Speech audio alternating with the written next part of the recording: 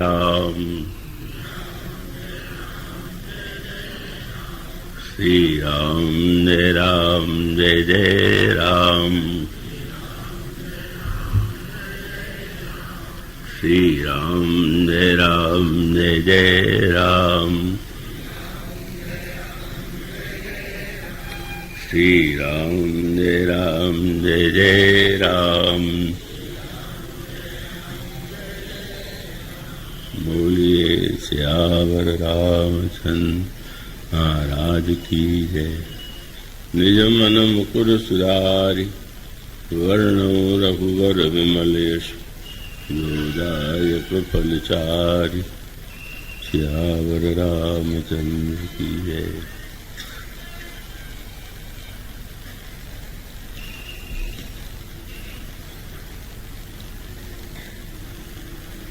भगवत कथा रसिक श्रोता वृंद और भक्तिमती देवियों, राम कथा का समापन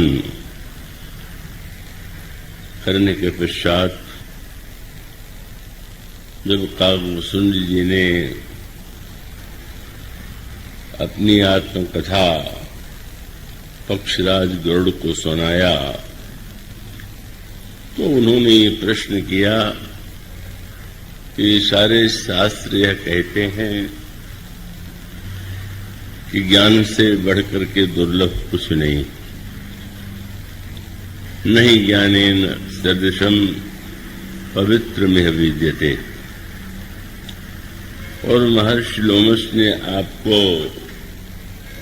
ज्ञान की कथा सुनाई, पर आपने उसे भक्त के समान महत्व नहीं दिया। ज्ञान और भक्ति में क्या अंतर है? और उसके उत्तर में उन्होंने भक्त की तुलना मणि से की और ज्ञान की तुलना दीपक से की। वहां पर उसका तात्पर्य यही है कि जैसे दीपक के जलाने के लिए बड़ा प्रयत्न करना पड़ता है और उसके पश्चात भी उसके बुझने का भय बना रहता है, इसी प्रकार से ज्ञान की उपलब्धि में बड़ा श्रम है, बड़ी समस्या है। और ऐसा ज्ञान दीपक यदि प्रज्वलित भी हो जाए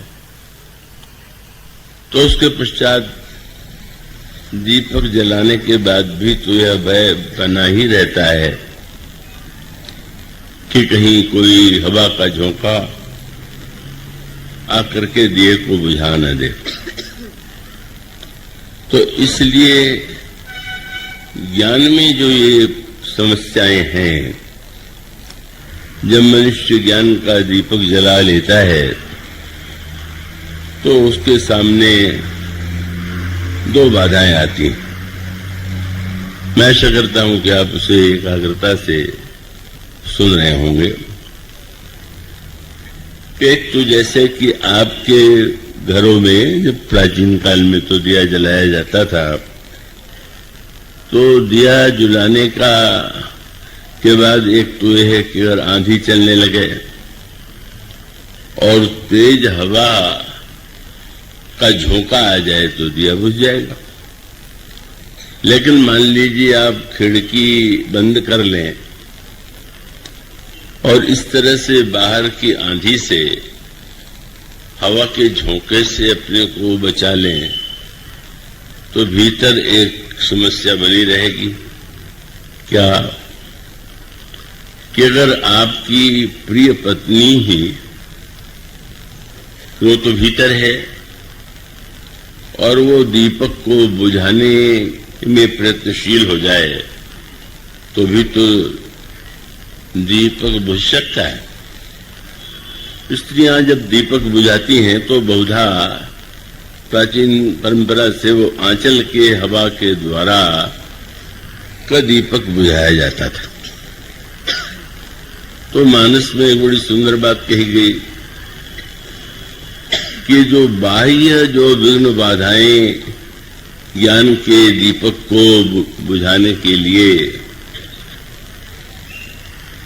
अगर वो बाहर से आ रही हैं तो इंद्रिय द्वार झरोखा नाना, तहता सुर बैठे करिथाना, आवत देखें विषय बिहारी, ते हठ देहि कपाट उघारी। जब ही प्रभंजन उर्गृह जाई, मनो दीप विज्ञान बुझाई। और उसके पश्चात उन्होंने सूत्र यह दिया, नारी के रूप में यहाँ पत्नी की तुलना नहीं है। यह कहा गया कि जब कोई व्यक्ति ज्ञान का दीप जला लेता है तो रिद्धि सिद्धि जो है उनके सामने आकर खड़े हो जाती और वो भीतर है। तो उस समय समस्या ये है कि अगर पत्नी या प्रिय आपको दीपक बुझाना चाहे तो उसे तो रोक पाना बड़ा कठिन है। तो इसी प्रकार से जब ज्ञान का दीपक प्रज्वलित होता है तो साधक के जीवन में सामने अनेक अनेक सिद्धियां आकर खड़ी हो जाती हैं और वो सिद्धियां इतनी सम्मोहक हैं, जैसे घर में रहने वाली पत्नी प्रिय है, सम्मोहक है।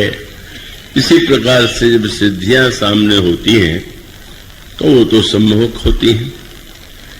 और ये संभावना है कि ज्ञान के दीपक के प्रज्वलित होने के बाद सिद्धियों को देख करके साधक उनकी ओर आकृष्ट हो जाए, और यदि वो आकृष्ट हो गया तो स्वाभाविक है ज्ञान का दीपक बुझ जाएगा।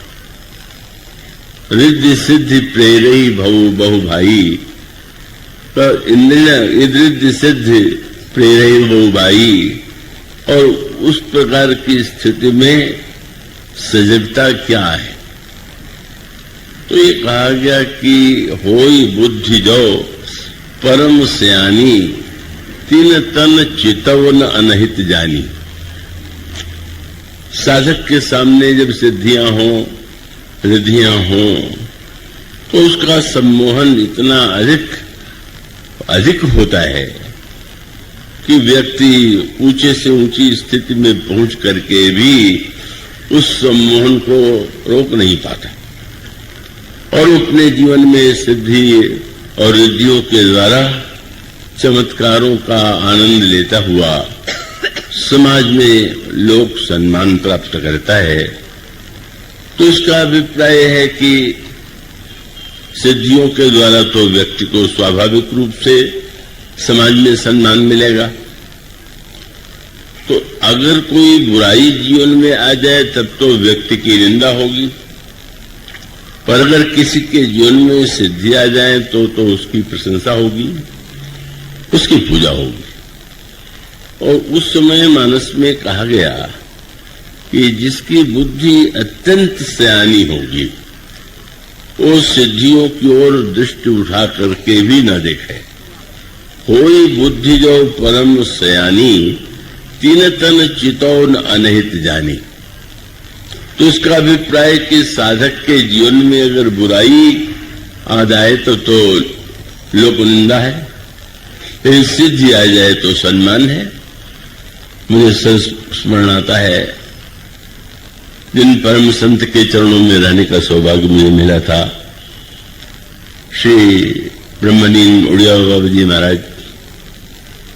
उनका एक संस्मरण वे सुनाते थे और वो संस्मरण बड़ा प्रेरक था। बाल्यावस्था में उनका नाम आत्राण मिश्र था। स्वभाव से ही जीवन में त्याग वैराग्य की वृत्ति थी और उड़ीसा के वे रहने वाले थे, इसलिए सब लोग उनको उड़िया बाबा के नाम से ही जानते थे, पुकारते थे। यद्यपि श्रद्धालु लोगों के द्वारा जो अर्थ कभी कभी लिया जाता है वो बड़ा विनोद से भरा हुआ होता है। बैलगाड़ी से यात्रा चल रही थी, ब्रह्मलीन स्वामी अखंडानंद महाराज और मैं भी उस बैलगाड़ी में बैठा हुआ था। तो आगे वाले बैलगाड़ी का जो चलाने वाला था वो भी बातचीत करने लगे जोर जोर से। अब रास्ता अंधेरा है, लंबा है, तो कटना चाहिए। तो एक हाँकने वाले ने कहा कि जानते हो इनका नाम उड़िया बाबा क्यों है? जो हम लोग जा रहे थे जहां उत्सव होने वाला था, वो उड़िया बाबा जी के सानिध्य में होने वाला था। तो उसने एक नया अर्थ कर दिया। उसने कहा वो जमीन पर नहीं चलते, उड़ के चलते, इसलिए उड़िया। तो हंसी आ गई। वो कोई जमीन पर ही चला करते थे, उड़ के नहीं जाते थे। पर वो चमत्कार की कल्पना से उसने किया कि भाई संसार के साधारण व्यक्ति तो जमीन पर चलते हैं, एक महापुरुष जो है जिसके विषय में इतना उसकी ख्याति, वो भी जमीन पर हम लोगों की तरह चले तो ठीक ही नहीं है। तो श्री उड़िया बाबा जी महाराज का एक संस्मरण बहुत ही समझ में आने वाला गया। घर में रहते हुए व्याकुलता हुई और उन्होंने साधना का निर्णय किया। आसाम में जो कामाक्षा मंदिर है, जो देवी के सिद्ध पीठों में से एक महानतम सिद्ध पीठ माना जाता है, बाबा हो गए। उन्होंने साधना किया और साधना के बाद एक चमत्कार उनके जीवन में अचानक आ गया। और वो था कि जो भी व्यक्ति सामने से आ रहा है, क्या कहां से आ रहा है, क्या करके आ रहा है और उसके मन में क्या विचार है, उसे जान लेते थे। और जब उन्होंने 1, 2, 4 को बता दिया तो भीड़ लगने लगी। मालाओं के द्वारा लाद दिया गया, भेंट आने लगी। पर 10 दिनों तक इस चमत्कार के बाद, जैसे उनको स्वाभाविक वृत्ति थी, अचानक उनको ये लगा कि ये सिद्धि क्या है, सचमुच कल्याणकारी है। और तब उन्होंने देवी से प्रार्थना किया कि मेरी आपसे यही प्रार्थना है कि जो ये चमत्कार मेरे जीवन में आ गया है, आप इसको समाप्त कर दीजिए। ये शक्ति मुझे नहीं चाहिए। क्यों नहीं चाहिए? तो उन्होंने कहा कि मैं आपका चिंतन करूं या भगवान का चिंतन करूं, इसके स्थान पर सामने वाला क्या करके आ रहा है, क्या सोच रहा है, इससे बढ़कर के समय की कोई बर्बादी हो सकती है? हम याद यही करने लगे कि सामने वाला कहां से आ गया, क्या सोच रहा है। तो दिन भर हम केवल दूसरों के बारे में ही सोचते रहेंगे। और तब देवी ने प्रार्थना स्वीकार कर लिया और चमत्कार उनसे दूर चला गया। तो उसका अभिप्राय यही है कि चमत्कार में बड़ा सम्मान है, लेकिन गोस्वामी जी ने जैसा कहा कि लोक मान्यता अनल सम करत कानन दाव।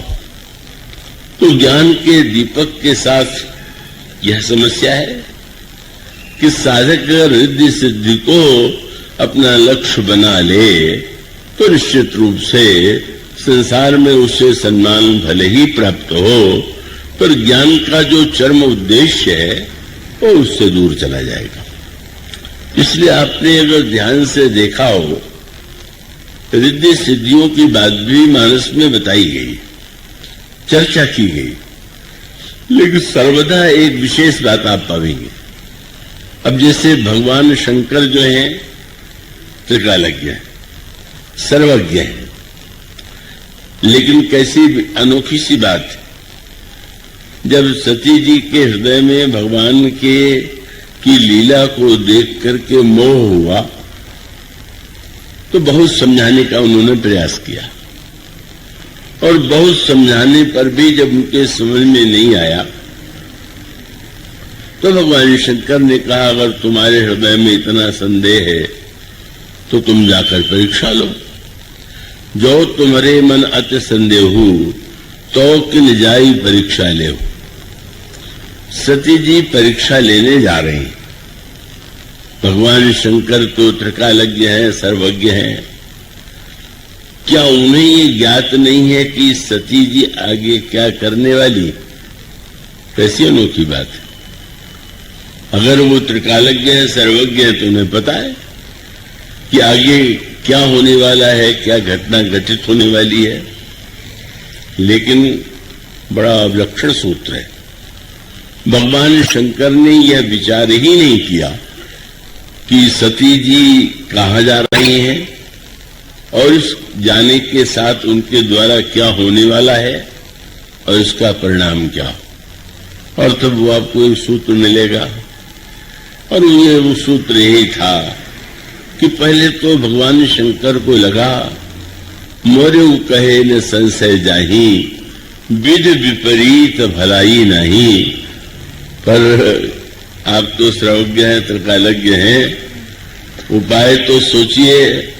बोले हुई है सोई जो राम रचि राखा, को करी तर्क बढ़ावई शाखा। जो भगवान ने रच करके रखा होगा वही होगा, इसलिए तर्क की कोई आवश्यकता नहीं। साधारण व्यक्ति ज्योतिषियों के पास जाता है भविष्य जानने के लिए, और ऐसी स्थिति में अगर कहीं चमत्कार की बात हो तो भी व्यक्ति हो जाता है। लेकिन भगवान शंकर साक्षात त्रिभुवन गुरु होते हुए भी जब यह निश्चित कर लेते हैं जो श्री राम ने रच करके रखा होगा वही होगा, क्या उसका तात्पर्य? यहीं पर भक्त सिद्धांत की बात, तीन सिद्धांत सामने जिनकी चर्चा आपके सामने की जा रही थी, कर्म सिद्धांत, ज्ञान सिद्धांत और भक्त सिद्धांत। दुख की समस्या का समाधान अपनी पद्धति से तीनों ने देने की चेष्टा किया। वहां पर ये जो शंकर जी का वाक्य है वो समझने योग्य है। मैं आशा करता हूं कि पूरी योग्यता से आप इसे पूरे मनोयोग से सुन रहे होंगे। और वो ये है, चौपाई जो चुनी गई इस बार, वो चौपाई है कि राम भगत मणि उर बस जाके, दुख लवलेसन सपने ताके। भगवान की भक्ति की मणि जिसके हृदय में विद्यमान है, उसके जीवन में दुख का लवलेश भी कभी नहीं आता। क्या यह सही है? क्या लगता है कि जो भक्त होते हैं वे उनके जीवन में दुख नहीं आता है क्या? और जब इस दृष्टि से विचार करें तो लगता है कि चौपाई तो बिल्कुल ठीक नहीं। साधारण व्यक्ति जो साधारण भक्त हैं उनके जीवन में दुख तो दिखाई ही देता है, पर श्री रामचरितमानस के जो महान से महान पात्र हैं उनमें भी तो दुख दिखाई दे रहा है। बल्कि लगने ये लगता है कि कोई ऐसा भक्त है ही नहीं जो दुखी न हो। तो भूसुंडी जी कहते हैं कि जो भक्त है उसके जीवन में यदि भक्ति मणि आ गई तो दुख के लोकालेश नहीं होगा। पर जब हम श्री भरत को दुखी देखें, और भरत तो इतने दुखी हैं कि उनको न दिन को भोजन अच्छा लगता है न रात को नींद आती है। स्वयं जो कहते हैं दुख दाह दहे नित छाती, भूख न वासर नींद न राती। हनुमान जी से कोई बड़ा भक्त होगा क्या? हनुमान जी कितने दुखी।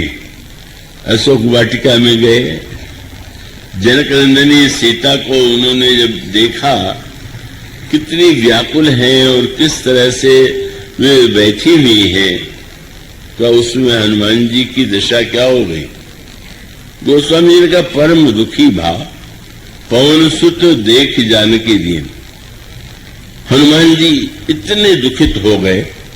श्री भरत के जीवन में दुख दिखाई दे रहा है, हनुमान जी के जीवन में दुख दिखाई दे रहा है, और अन्यों को कौन कहे, साक्षात भक्त रूपा सीता जी के जीवन के दुख का तो कहने क्या है। कितना अधिक दुख और कितनी अधिक पीड़ा उनके जीवन में दिखाई देती है। और तब एक और यह कहा गया कि जो भक्त है और जिसके हृदय में भक्ति मणि का प्रकाश है, उसके जीवन में दुख के लौ का लेश भी नहीं होगा।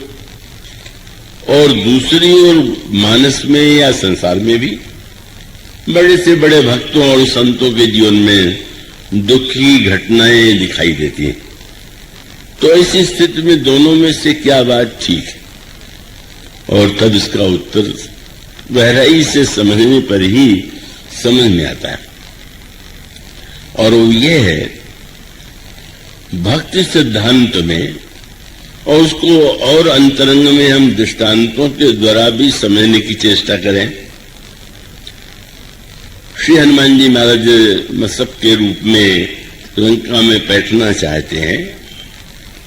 लंकिनी ने उन्हें खाने का प्रयास किया और अंत में हनुमान जी के द्वारा जब उसके सिर पर मुक्का लगा तो गिर पड़ी, और गिर ही नहीं पड़ी, उसके मुंह से खून बहने लगा, और उसके पश्चात अपने आप को किसी तरह से संभाल करके वो खड़ी हो गई।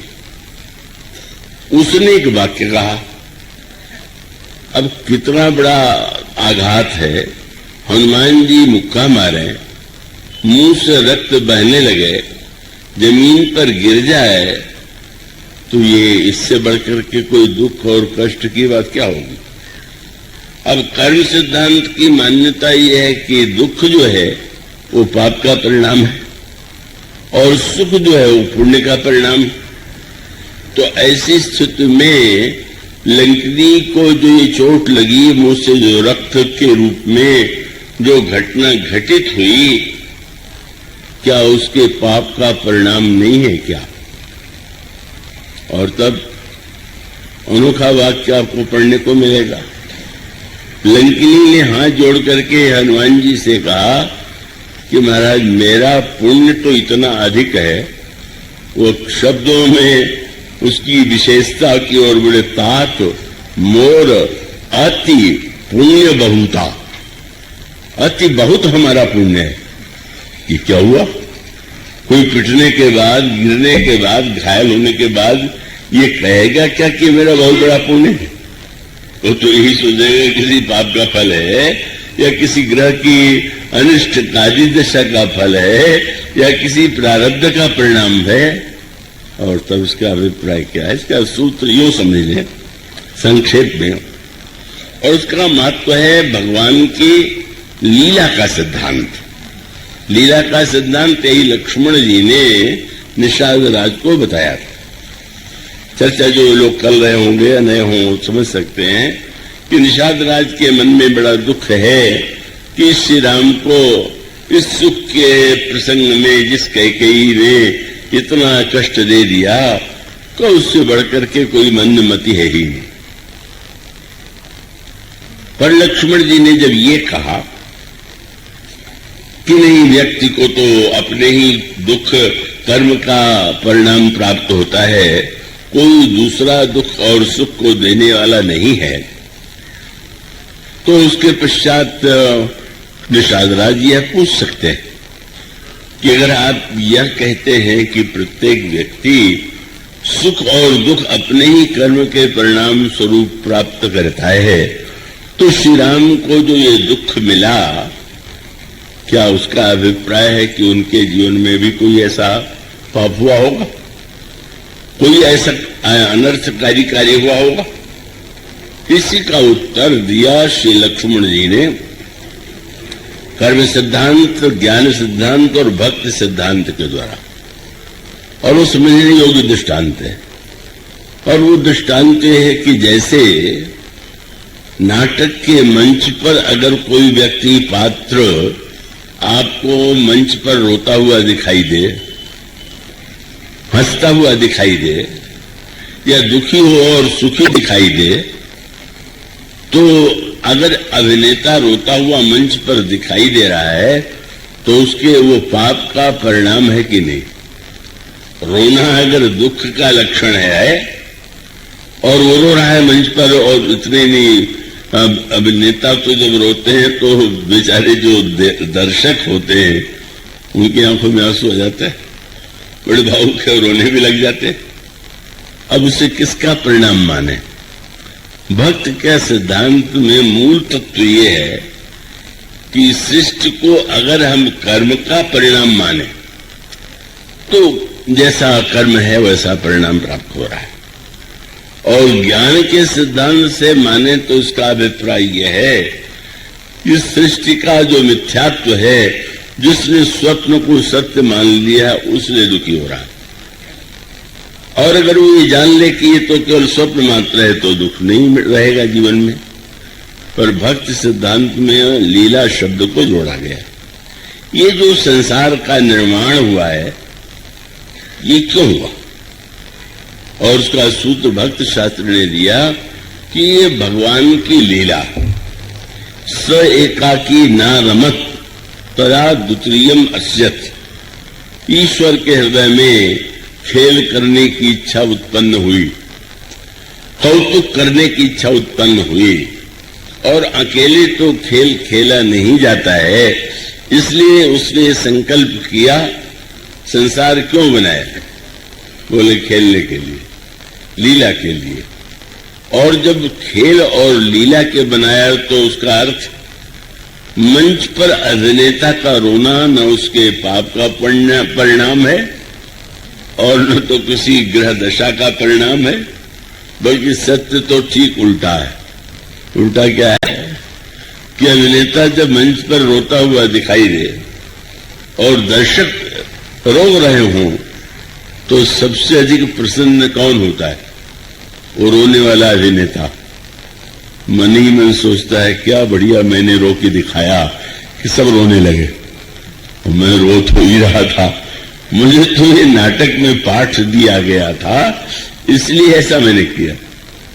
इसीलिए मानो संकेत यही है कि अगर ये समझ में आ जाए कि ये सृष्टि भगवान की लीला है, समझ नहीं तो समझना कोई सरल नहीं है, कहना तो बहुत सरल है, लेकिन जब ये दिखाई दे कि लीलावत्तु कैवल्यम, भगवान की यह गिरिजा सुनो राम की लीला, इस सृष्टि के मूल में भगवान का जब संकल्प जागृत होता है लीला करने का, तो मंच में जो व्यक्ति अभिनय करने वाले हैं वो तो अलग अलग प्रकार के दिखाई देंगे। कोई रोता, कोई हंसता, कोई पिटता, कोई पीटता दिखाई देगा, तभी तो कोई नाटक खेला जाएगा। लेकिन देखने वालों को उससे दो सूत्र मिलते हैं, और एक सूत्र ये है कि बस आप उसको अपने जीवन में अनुभव कर सकते हैं। आप नाटक में बैठ करके भले ही रो रहे हो, लेकिन जब नाटक समाप्त हो जाए तब भी क्या आप रोते रहेंगे क्या?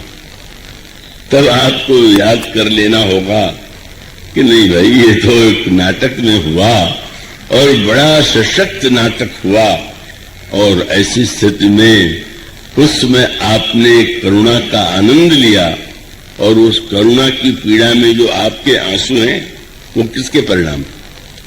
दर्शक जब रोता है तो उसके पाप का फल है कि पुण्य का? और दर्शक रो के भी प्रसन्न क्यों होता है?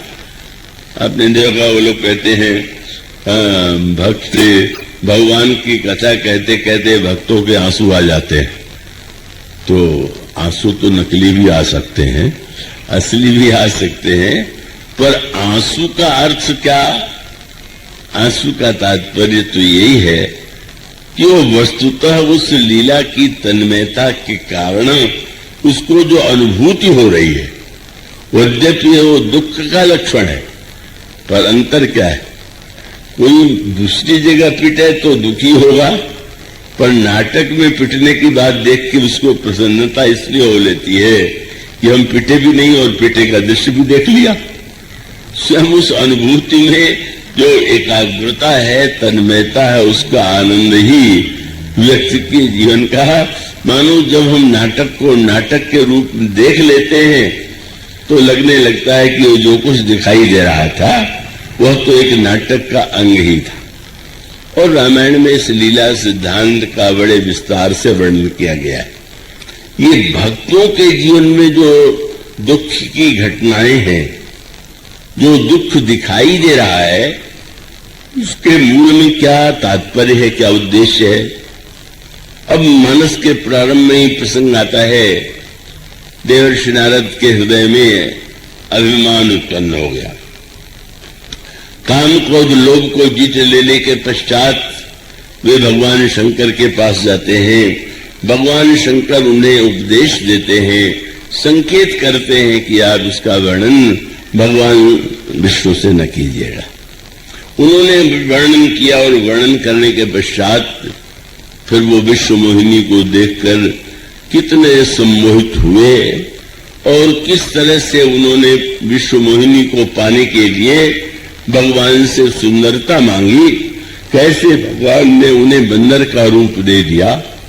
ये सारा प्रसंग कैसा है, बस सूत्र दिया गया और वही सूत्र एक वाक्य में था। क्या पार्वती जी ने जब सुना कि नारद जी महाराज को मोह हो गया, अभिमान हो गया, तो वो तो नारद जी उनके गुरु जी हैं। अरे क्या कह रहे हैं, नारद जी तो महान भक्त हैं, महान ज्ञानी हैं, तो ये नारद जी के जीवन में ऐसा कैसे हो सकता है। और तब गोस्वामी जी ने लिखा कि पार्वती जी के इस स्थिति को देख करके शंकर जी खूब हंसे। अभी तो इतना गंभीर वर्णन सुना रहे थे, उपदेश की चर्चा कर रहे थे। मान लीजिए शंकर जी के स्थान पर हम में वो आप में से कोई होता तो क्या करता। अगर आप किसी को कोई काम करने से रोकें और फिर भी वो करे और करने से विपत्ति में पड़ जाए, तो आप ये कहे बिना नहीं रहेंगे कि मैंने तो पहले कहा था, मेरी बात नहीं मानी, इसका फल ये हुआ। तो जब पार्वती जी ने पूछा कि ये क्या हुआ, तो शंकर जी को कहना चाहिए था कि देखो मैंने तो नारद को समझाया था, पर नारद को समझाने पर समझ नहीं आया तो उन्होंने कष्ट भोगा। लेकिन शंकर जी हैं, वही पूर्ण दृष्टि है। बोले भी ऐसे, हंसने लगे। महाराज आप इतना हंस क्यों रहे हैं। तो उन्होंने कहा कि अभिनेता में कोई क्या पापी और पुण्यात्मा होता है क्या राक्षस बना हुआ क्या पापी है और बंदर बना हुआ क्या पुण्यात्मा है। ये जो नाटक के मंच पर दिखाई देता है उसको देख करके हम यह एक सूत्र समझ लें, और बड़े पर यह समझने में बड़ी थोड़ी सावधानी की आवश्यकता है। और सावधानी इसलिए कि उसका अर्थ अनर्थ न लेकर के व्यक्ति उसका दुरुपयोग न करे। भगवान शंकर ने ये कहा कि बोले विहसी महेश तब ज्ञानी मूढ़ कोय, न कोई ज्ञानी है न कोई मूर्ख। अब दोनों बातें विरोधी है। एक और ज्ञानी क्या होता है, ज्ञान का लक्षण क्या है, ज्ञान को पाने की पद्धति क्या है, इसका इतना विस्तृत वर्णन। और शंकर जी एक वाक्य में समाप्त कर देते हैं, पार्वती न कोई ज्ञानी है न कोई मूर्ख है।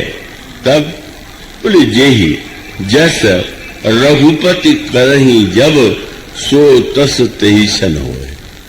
भगवान जिस समय जैसा कार्य लेना चाहते हैं, जैसा कराना चाहते हैं, तो उसी में कोई ज्ञानी और कोई मूढ़ दिखाई देता है।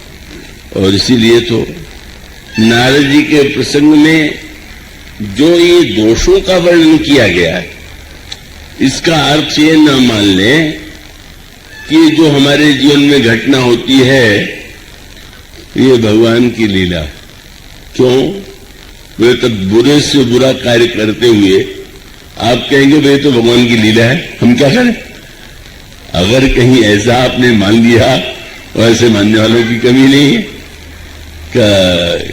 किसी व्यक्ति को गीता का अभ्यास था और उसने किसी की हत्या कर दी, और जो न्यायाधीश थे वो भी गीता के अध्ययन करने वाले थे। जब न्यायालय में मुकदमा चलने लगा तो उस व्यक्ति को जिसने हत्या की थी उसने कहा कि आप तो न्यायाधीश हैं और गीता के विद्वान हैं, आपने तो गीता में पढ़ा ही है कि भगवान ने कह दिया जातस्य ध्रुव मृत्युम ध्रुव जन्म मृतस्य जो जन्म लेता है उसकी मृत्यु होती है, जिसकी मृत्यु होती है उसका जन्म होता है। तो आप इतने परेशान क्यों हो रहे हैं? जिसकी हत्या मैंने की फिर से जन्म ले ले।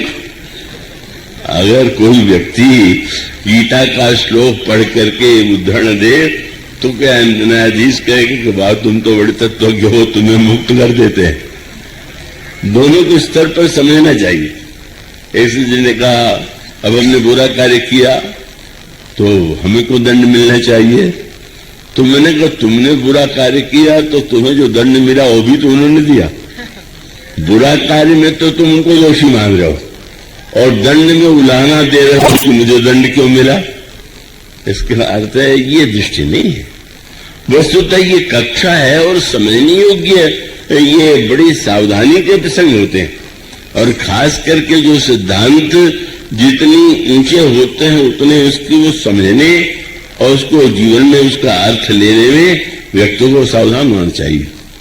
अरे नारद जी के प्रसंग का जो इतना विस्तार है उसमें तो यह बताने की ही चेष्टा की गई है कि किस प्रकार से मनुष्य के जीवन में और बड़े से ऊंचे व्यक्ति के जीवन में अभिमान आ जाता है। और अभिमान नहीं आना चाहिए, अभिमान में बड़ा दोष है और अभिमान के कारण नारद जी को इतना कष्ट उठाना पड़ा। तो उसको पढ़ करके उद्देश्य यही है कि हम अभिमान से बचने की चेष्टा करें। लेकिन उसका दूसरा पक्ष क्या है? मानो शंकर जी ने ही नारद जी को रोका था कि नहीं ये जो आपने काम विजय का प्रसंग है मुझे सुना दिया पर विष्णु भगवान को न सुनाइएगा। और उन्हीं भगवान शंकर ने कह दिया न कोई ज्ञानी है न मूढ़। तो उसका अर्थ है कि एक ओर तो हमारा कर्तव्य है कि हम उस दृष्टि से देखें कि जिस दृष्टि से शंकर जी ने देखा या भगवान विष्णु ने देखा। अब नारद जी ने सुंदरता का वरदान मांगा, भगवान ने बंदर बना दिया। और वो बंदर बनने के पश्चात उन्होंने दर्पण में तो अपना मुख देखा नहीं, मान लिया कि जब भगवान ने कही दिया है तो उन्होंने सुंदरता दे दी होगी। और उसके बाद स्वयंवर सभा में भगवान विष्णु स्वयं आए और जो राजकुमारी जो वस्तुतः वास्तविक नहीं थी, ये सब प्रसंग बड़े सांकेतिक हैं। उस प्रसंग को यूं कहानी के रूप में नहीं पढ़ लेना चाहिए कि विश्वमोहिनी थी। विश्वमोहिनी का अर्थ है भगवान की माया, ये लिखा हुआ रामायण में। तो मानो माया शब्द का भी जो गहन अर्थ है थोड़ा गंभीर है, पर इतना सूत्र में दे दूं कि भूसुंडी जी ने जब ये वर्णन किया, वरुण ने कहा कि भगवान को युद्ध के क्षेत्र में बंधन में बंधा हुआ देख करके मुझे मोह हो गया। तो उस समय भूसुंडी जी ने ये कहा कि आपको यदि मोह हो गया है तो इसमें क्या आश्चर्य, मुझे भी ये मोह हो चुका है।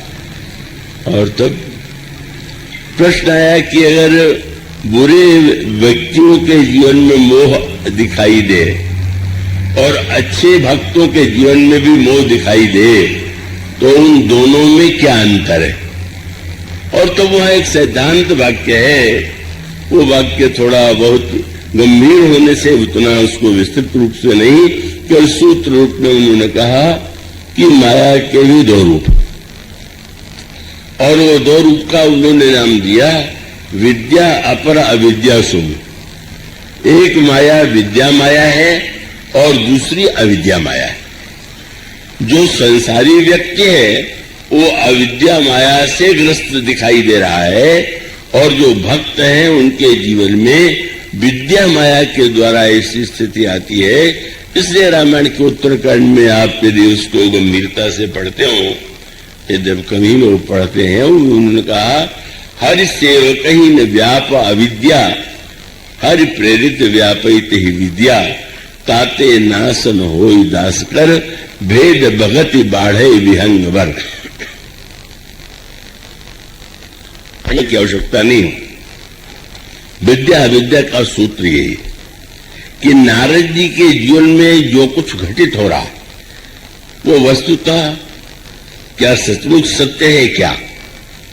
और इसका अभिप्राय यह है कि गोस्वामी जी ने ये कहा कि जब भगवान विष्णु ने नारद जी के हृदय में मोह को देखा कि मोह का उदय हो गया है, तो उस समय उन्होंने निर्णय किया कि इस मोह को हमें नष्ट करना है। नारद मेरे भक्त हैं और भक्त के जीवन में यदि मोह आ जाए तो ये तो अभिमान आ जाए तो हमारा कर्तव्य है कि उसे मैं मिटाऊं। और तब वो जो नारद जी ने जिस नगर को रास्ते में देखा वो नगर क्या पहले से बना हुआ था क्या? ऐसा नहीं। वो स्वामी जी कहते हैं कि जब नारद जी वहां से जाने लगे तो श्रीपति निज माया तब प्रेरी, भगवान ने अपनी माया को बुला करके कहा जरा इस भक्त को नचा के तो दिखाओ। संसार के तो सभी जीव नाच ही रहे हैं, पर कभी कभी भक्तों को भी नचा के भगवान आनंद लेते हैं। अच्छा तो जरा दिखाओ अपना चमत्कार। और नारद जी ने मार्ग में वो देखा तो नारद जी के मन में ये बात आनी चाहिए कि इतने दिन विश्व भ्रमण में कभी ये नगर नहीं दिखाई पड़ा, आज कहां से आ गया? बस यही संदेह। जो नहीं था अगर दिखाई दे रहा है तो क्या सही है क्या? मानो इतना विचार अगर किसी के मन में आ जाए कि जो हम देख रहे हैं वो सही है, पहले था क्या, भविष्य में रहेगा क्या, और ये वृत्ति अगर आ जाती तो बात न थी। पर गोस्वामी जी ने एक बड़ा सुंदर शब्द चुना और उन्होंने शब्द सुना। अच्छा, नारद जी के मन में अगर अभिमान आ गया था तो भगवान उनको उपदेश दे देते कि नारद अभिमान नहीं करना चाहिए। पर भगवान ने सोचा क्या कि उपदेश दे देंगे तो फिर वो भाषण में उतना आनंद नहीं है।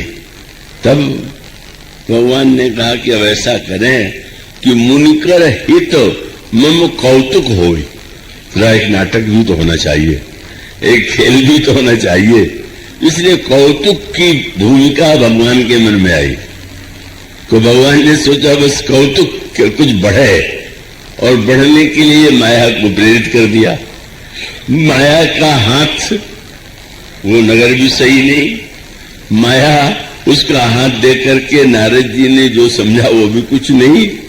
नारद जी ने भगवान से सुंदरता मांगा और उसके बाद जब भगवान स्वयं आए और उस वो राजकुमारी ने गले में माला डाल दिया। जब चले गए भगवान लेकर के, तब बोले दुल्हन ले गए लक्ष्य निवासा, नृप समाज सब भयो निराशा। राजा निराश हो गए, बिल्कुल राजकुमार होंगे, विष्णु ने गले में गए जयमाल डाल दिया। इस सबसे दुख और क्रोध किसको हुआ? नारद जी। अन्यों को तो निराशा हो गई, पर नारद जी को क्रोध इसलिए आया, और इसीलिए जो भक्त होते कभी कभी उनको भगवान पर बड़ा क्रोध आ जाता है, क्योंकि मान लेते हैं कि हम भगवान के भक्त हैं तो भगवान को तो मेरी इच्छा पूरी करनी चाहिए। इसलिए नारद जी ने कहा अच्छा, जब रुद्रगणों ने कहा जब अपना मुंह जा करके शीशे में देखिए, और शीशा तो कहां खोजने जाते, सरोवर में उन्होंने अपना मुख देखा तो फिर फरकता धर कोप मन माही। अरे मैंने उसे सुंदरता मांगी, नहीं कर देते, लेकिन मुझे बंदर की आकृति दे दिया, और संसार वाले मेरे ऊपर कितना हंस रहे होंगे, जगत मोर उपहास कराइए। और जब ये सोच करके कि सब लोग हंस रहे, जब भगवान ने ध्यान रखा था कि नारद जी के बंदर वाली शक्ल को कोई दूसरा न देख पावे, या तो वो देख पाए या रुद्रगण या विश्व मोहिनी देख पाई, लेकिन नारद जी को ही लगता है कि संसार बस मेरे ओर हंस रहा होगा, जगत मोर उपहास कराइए। अच्छा, तो अब एक ही उपाय कि दे हूं शाप कि मरी हूं जाइए, या तो मैं शाप दे दूंगा, स्वयं आत्महत्या कर लूंगा। और उसके पश्चात जिस समय वो क्रोध में भर के जा रहे थे, भगवान बीच में मिल गए, और जाए बीच में मिल ही नहीं गए। नारद जी से कहने लगे मुनि कहां चले, मुनि जी कहां जा रहे हैं? और एक शब्द और जोड़ दिया है। लगता है कुछ आप व्याकुल बहुत है। अब नारद को इतना क्रोध आया, ऐसे अनजान बन रहे हैं कि जैसे कुछ हम जानते ही नहीं है, और पूछ रहे कहाँ जा रहे हैं। बिगड़ करके बोले क्या नहीं जानते हो कहाँ जा रहे हैं? तो भगवान ने कहा कि कहाँ जा रहे हो ये तो मैं जानता हूं, पर जो तुमने रास्ता पकड़ा हो तो उल्टा है। अब अगर कोई व्यक्ति कहीं जाना चाहे और उसके उल्टे रास्ते पर जाए तो भगवान ने कहा कि वो तो रास्ता नहीं है। अब तुम मेरे लोक में जाना चाहते थे और जो उस समय क्रोध तुम्हें आ रहा है, तो तुम तो जानते हो कि क्रोध का मार्ग कहाँ ले जाता है। काम क्रोध मद लोभ सब नाथ नरक के पंथ।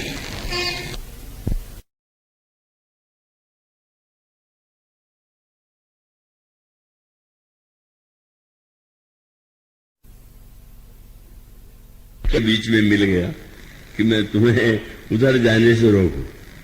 बीच ही पंथ मिले धनुजारी और संग रमा सोई राजकुमारी। और आए भी तो नया खेल, एक और लक्ष्मी जी तो दूसरी ओर राजकुमारी। अब क्रोध सगुना बढ़ गया। मुझे सुंदर के स्थान पर बंदर बनाया। स्वयं गए राजकुमारी से विवाह करके आ गए। इनको आवश्यकता नहीं थी, एक पत्नी तो पहले से ही थी। और अब बड़े भोले बन के पूछ रहे हैं कहाँ जा रहे हैं। अब इतना क्रोध आया, मैं फिर फटकारना जो शुरू किया। हम जानते हैं कि तुम्हारा एक ही काम है। क्या?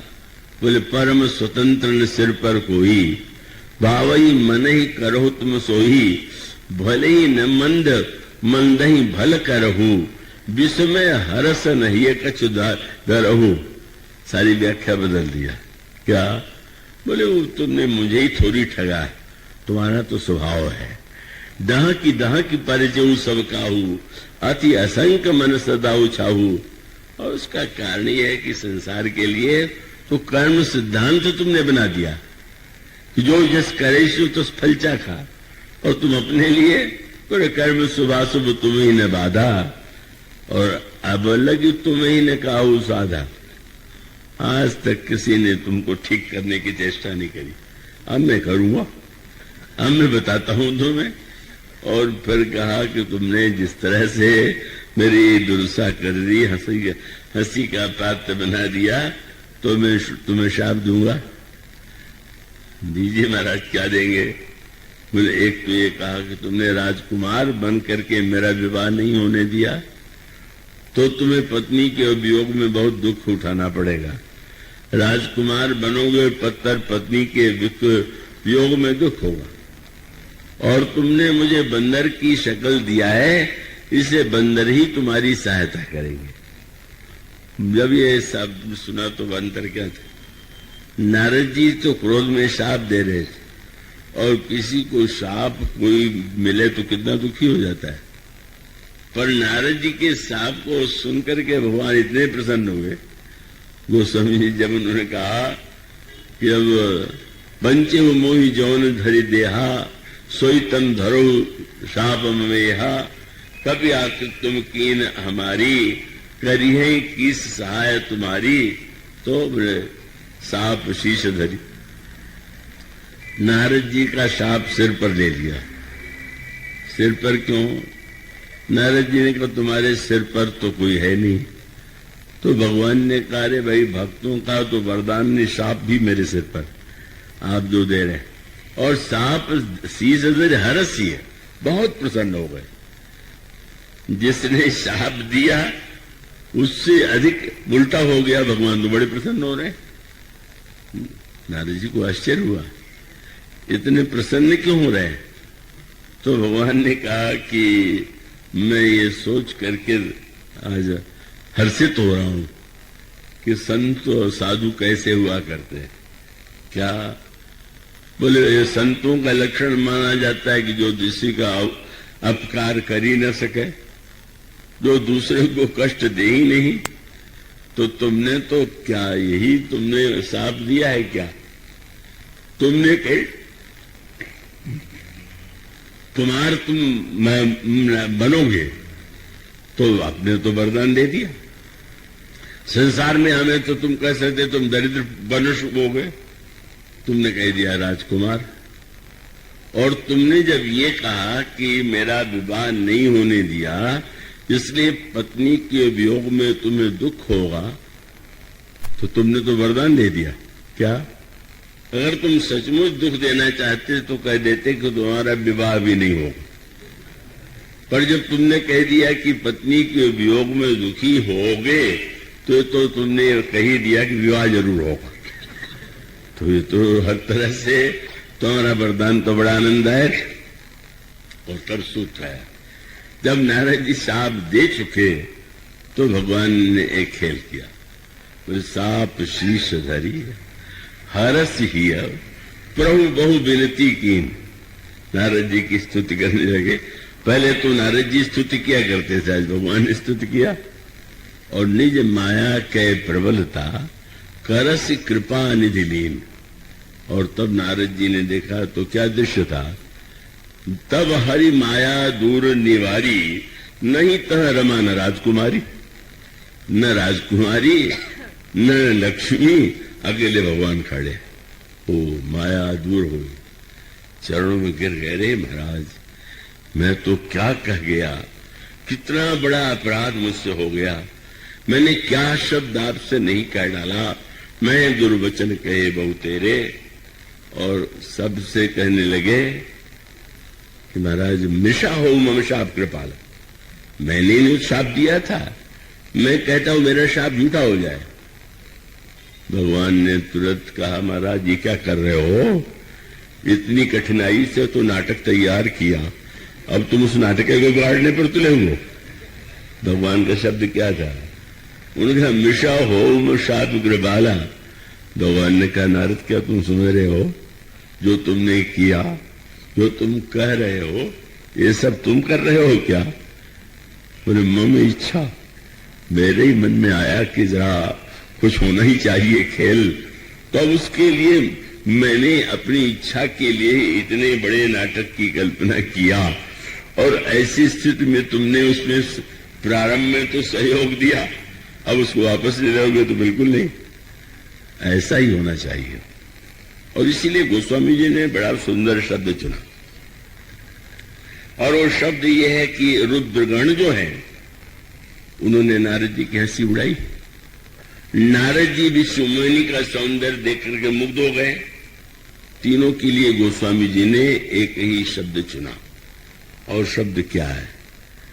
भगवान ने सोचा यही था कि ऐसा कुछ करें कि नारद का हित भी हो जाए, उसके अंतर्गत लोगों को अहंकार के दोष का ज्ञान भी हो जाए, अहंकार से बचने की प्रवृत्ति भी आ जाए, पर एक नाटक भी हो जाए। तो भगवान ने यह निर्णय किया कि कौतुक करूंगा। फिर गोस्वामी जी ने नारद जी के साथ भी वही शब्द जोड़ दिया। क्या? नारद जी ने जब मार्ग में देखा कि ये नगर तो पहले नहीं था और अब है, तो समझ लेते कि कोई ये जादूगरी नहीं जाना चाहिए। क्यों जा रहे हैं? जो भगवान के लिए शब्द था वही नारद जी के लिए तुलसीदास जी ने लिख दिया। क्या? बोले मुनि कौतुकी नगर ते गए। एक कौतुकी भगवान, एक कौतुकी नारद जी, नहीं जाते तो न जाते। लेकिन ये जो शंकर जी के गण थे, इनको क्या पड़ी हुई थी कि वहां वो गए, नारद जी की हंसी उड़ाने लगे, शाप मिल गया। तो गोस्वामी जी ने कहा ये भी एक पात्र है। कौन? बोले रहे तहां दुई रुद्रगण, ते जानत सब भेम, और विप्र वेश देखत फिरई, परम कौतुकी तेव। एक कौतुकी नारद, दूसरे भगवान, और ये शंकर की गुण तो परम कौतुकी। बोले और कौतुकी है, परम कौतुकी क्यों? वो जो नाटक में राक्षस बनने को तैयार हो जाए, उसका कुछ अधिक ही नाटक में आकर्षण होगा। रावण कुंभकर्ण बनने का शाप मिल गया।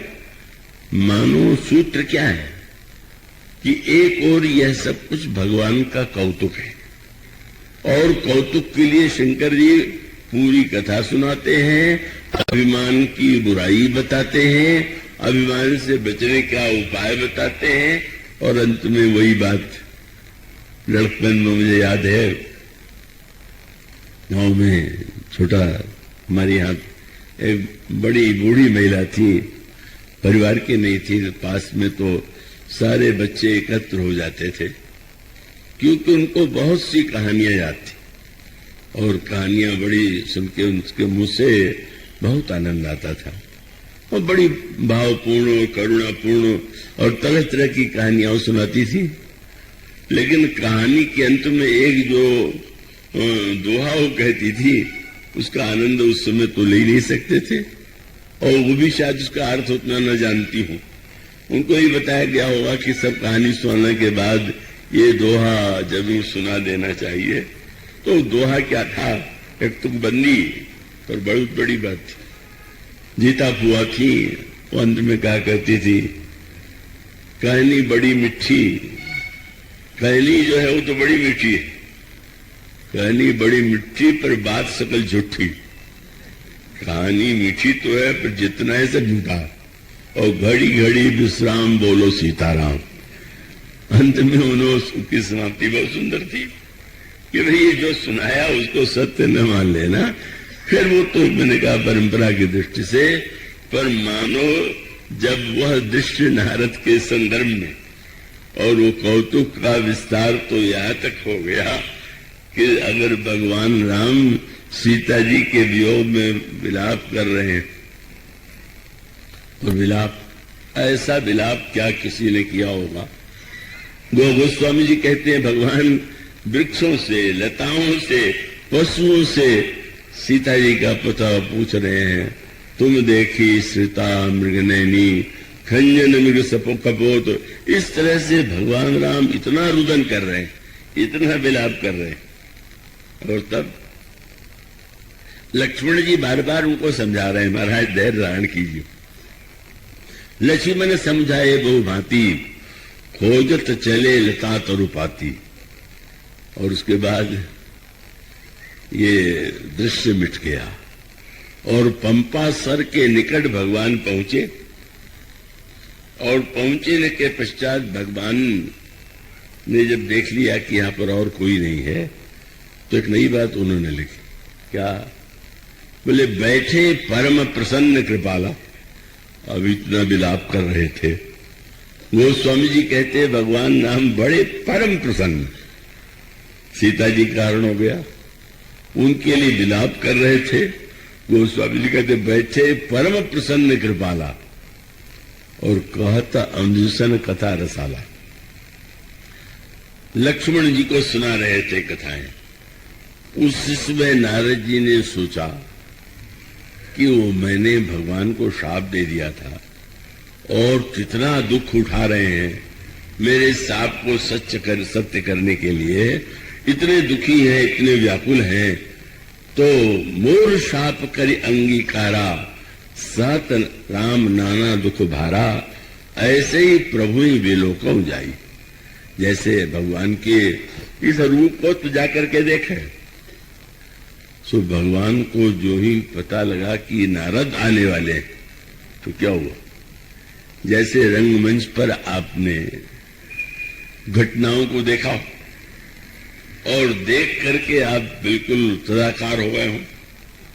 वो कलकत्ते की प्रसिद्ध घटना जिसमें बंगाल के प्रसिद्ध विद्वान ईश्वर चंद्र विद्यासागर मिनर्वा थिएटर में नाटक देख रहे थे, उसमें अंग्रेजों के अत्याचार का जो दृश्य दिखाया जा रहा था। बहुत पुराने समय की बात है। उसमें एक अभिनेता वो अंग्रेज बना हुआ था, और दूसरा एक भारत का दरिद्र नागरिक था।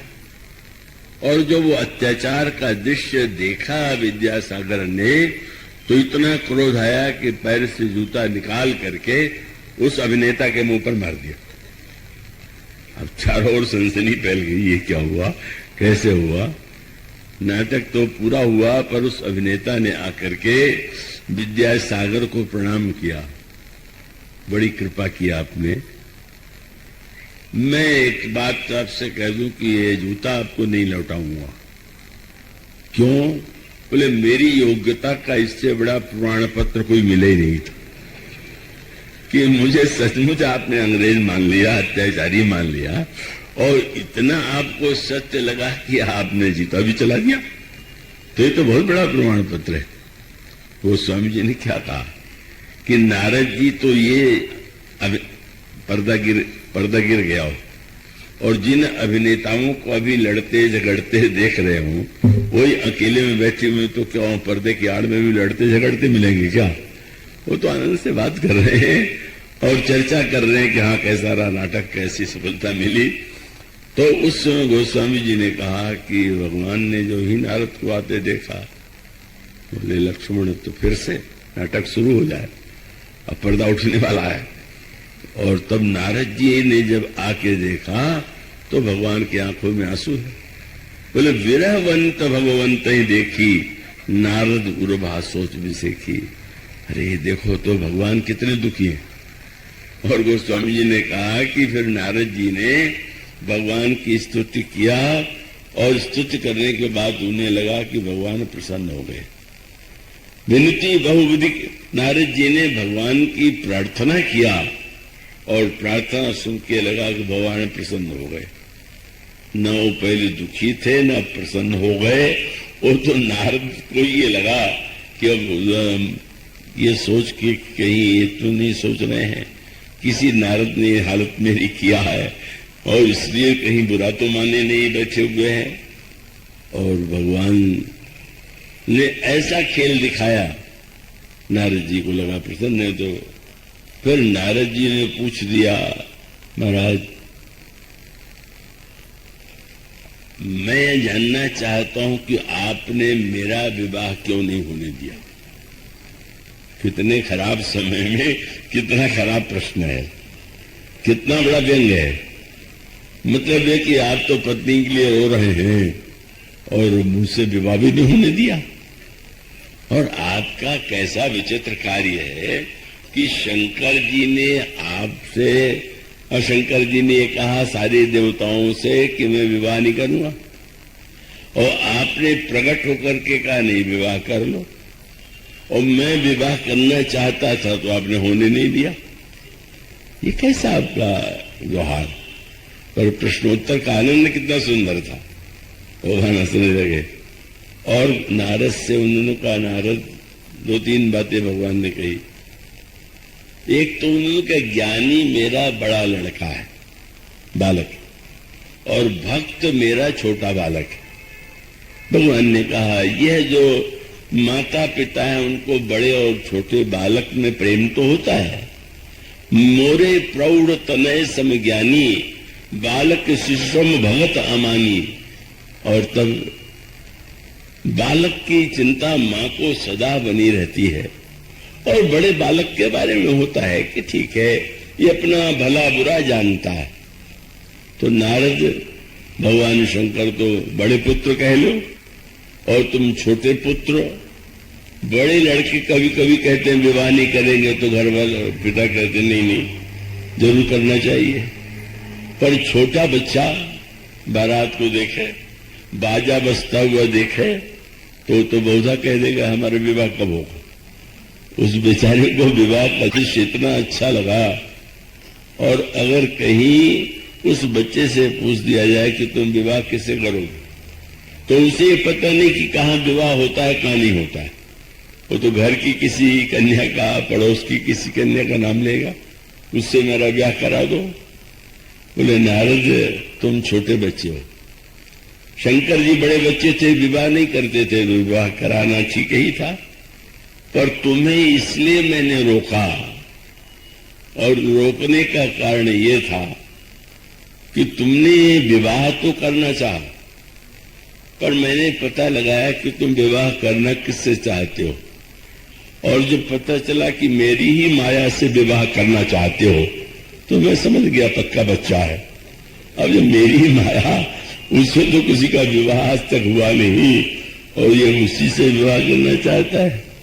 और नारद मुझे रोते देख करके तुमको बुरा क्यों लग रहा है?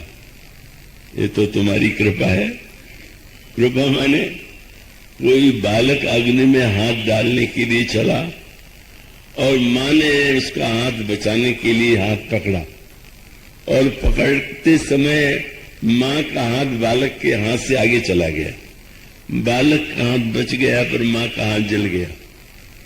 और अगर बच्चा उलाहना दे कि तुम बड़ी आई, तुम्हारा हाथ तो स्वयं जल गया, तो मां तो यही कहेगी कि बेटा तुम्हें बिचलने से बचाने के लिए भगवान ने कहा, नारद जो कुछ करना पड़ा है वो तुम्हें बचाने के लिए तो करना पड़ा। ऐसी स्थिति में भगवान मानो एक स्तर है। एक स्तर यह है कि जहां पर मनुष्य के जीवन में दुख भी आवेगा, सुख भी आवेगा, पर दुख और सुख को देखने की जो दृष्टि होती है वो अलग होती है। हनुमान जी के द्वारा मुक्का लगने पर अगर लंकिनी ने ये कहा कि मेरा बहुत बड़ा पुण्य है, तो उसका अभिप्राय क्या? अगर उसने यह देखा होता कि मेरे मुंह से खून निकलने लगा, जमीन पर गिर गए, चोट लगी, उसको तो लगा तात मोरा के पुण्य बहुता, देखे नैन राम कर दूता। मेरा कितना बड़ा पुण्य है कि मैंने संत नहीं, ऐसे संत का दर्शन पाया जो श्री राम का दूत है। मैं धन्य हो गई। और उसका अभिप्राय यह है, दुख को देखने की जो दृष्टि है, कोई ऐसा भक्त नहीं होगा कि जिसके जीवन में कोई दुख आया ही न हो। मैंने अभी नाम लिया आपसे, नारद जी के जीवन में, भरत जी के जीवन में, हनुमान जी के जीवन में, सीता जी के जीवन में दुख दिखाई देता है। लेकिन फिर वही सीता जी इतनी दुखी हैं कि भगवान राम ने पूछा कि सीता जी का दुख कैसा है, तो क्या सीता कैच विपत्ति विशाला और बिनही कहे भले दीन दयाला। और हनुमान जी ने सीता जी का संदेश सुनाया, तो प्रभु संदेश उस समय हनुमान जी के द्वारा सीता जी के दुख की कथा सुन करके हरि आए सुन सीता दुख प्रभु सुख ऐना, भरी आए जल राजीव नैना। भगवान राम के आंख में आंसू आ गया, आंसू आ गया। ये तो बहुत अच्छी बात है। भक्त कहते हैं कि भगवान यदि कृपा करे तो द्रवित हो जाए, और द्रवित होने के बाद जो द्रवित होता है उसके आंखों में आंसू आ जाना स्वाभाविक है। और आंसू आ जाने के बाद भगवान ने तुरंत सुग्रीव से कहा, अब विलंब के कारण कीजिए। क्यों विलंब करते हो?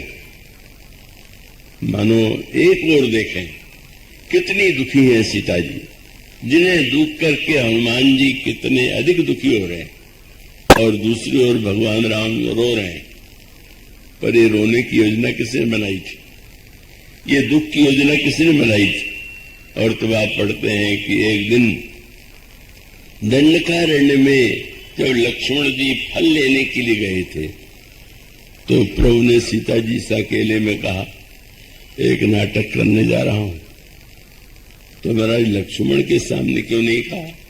बोले उसके सामने कह देता तो नाटक थोड़ा बिगाड़ देता। मैं अगर ये कहता कि राक्षसों को मारने के लिए नाटक करना, तो कह देता कि इसके लिए इतने नाटक की क्या आवश्यकता है, मैं एक ही बाण से मार देता हूं। अब वो तो ठीक ही है, अब नाटक जैसे हो और धनुष रखा जाता है, जो नाटक होते हैं, और उसमें राजा उठते हैं और उठ करके कोई गिर जाता है छूके, कोई नहीं उठा दिखता है, हाय हाय मैं नहीं उठा पा रहा हूं। अरे तो बांस का बना धनुष है, एक साधारण व्यक्ति भी तोड़ सकता है। पर राजाओं को पाठ दिया गया है कि नित्य में नाटक करके यही दिखाना है कि उठ नहीं रहा है धनुष इतना भारी। वो तो एक समाचार पत्र में घटना निकली थी कि एक अभिनेता ऐसा था जो रावण के रूप में जो कार्य करने जा रहा था, तो स्वयंवर सभा का उस दिन अभिनय था, और उस रावण बनने वाले अभिनेता को जलपान ठीक से आयोजकों ने नहीं दिया। उसे इतना क्रोध आया कि जब वो धनुष रावण उठा तोड़ने के लिए, तो रामायण में तो ही आता है कि रावण चुपचाप चला गया, पर ये जो रावण था वो आ गया और आ ही ले गया, धनुष को उठा के तोड़ दिया। और कहा राजा जनक धनुष तोड़ दिया, विवाह मुझसे करो। और तब चतुर अभिनेता ने जो जनक बना हुआ था उसने बात को संभाल लिया। उसने कह दिया कि अरे मूर्ख सेवको, ये कौन सा नकली धनुष उठा के ले आए थे, असली धनुष जाके ले आए। मानो उसका अभिप्राय है कि नाटक में तो जिस समय जो करना चाहिए, भगवान राम ने कहा सुनो प्रिया व्रत रुचिर सुशीला, मैं कछु करब ललित नर लीला, तब लगी पावक करहु निवासा, जब लगी करहु निशाचर नासा।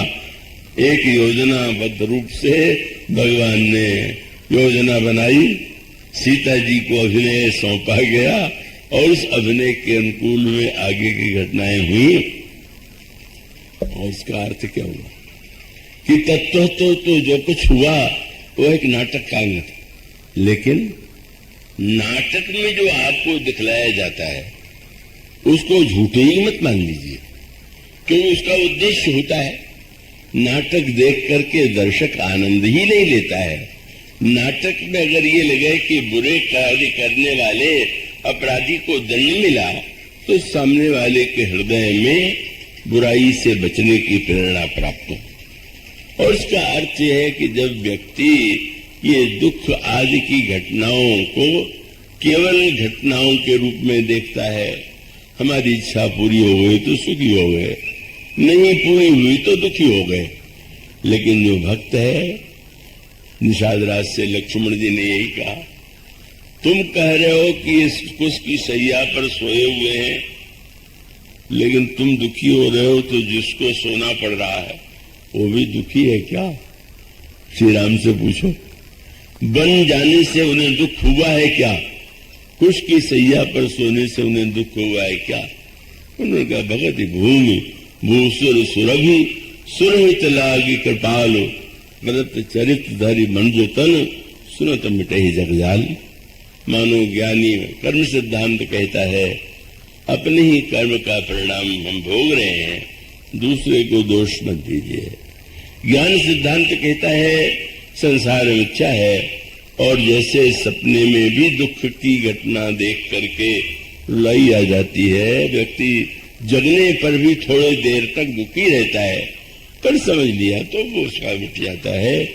और भक्त ये कहते हैं कि जब हम सारी घटनाओं में प्रभु की लीला का आनंद पाने लगे, लीला के तत्व का आनंद लें और लीला के उद्देश्य को हम जीवन में अपना लें, तो हमें दुख की समस्या का समाधान मिल जाता है। आज इतना ही, इसके बाद की चर्चा है कल। राम जय जय राम।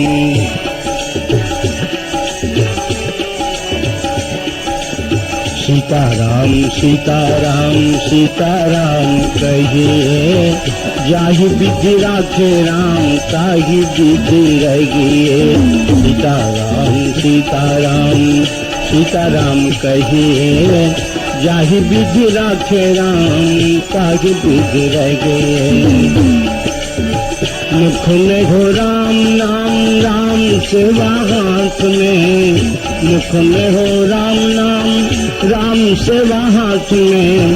तू अकेला नहीं प्यारे राम तेरे साथ में, तू अकेला नहीं प्यारे राम तेरे साथ में। विधि का विधान जान हानि लाभ सही है, जाहि विधि राखे राम ताहि विधि रहिए।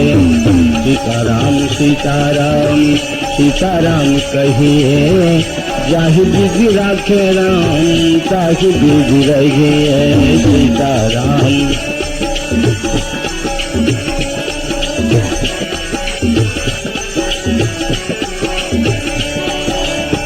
किया अभिमान तो फिर मान नहीं पाएगा, किया अभिमान तो फिर मान नहीं पाएगा। होगा वही प्यारे जो श्री राम जी को भाएगा, होगा वही प्यारे जो श्री राम जी को भाएगा। छल आशा त्याग शुभ काम करते रहिए। जाहि विधि राखे राम ताहि विधि रहिए। सीताराम सीताराम सीताराम कहिए।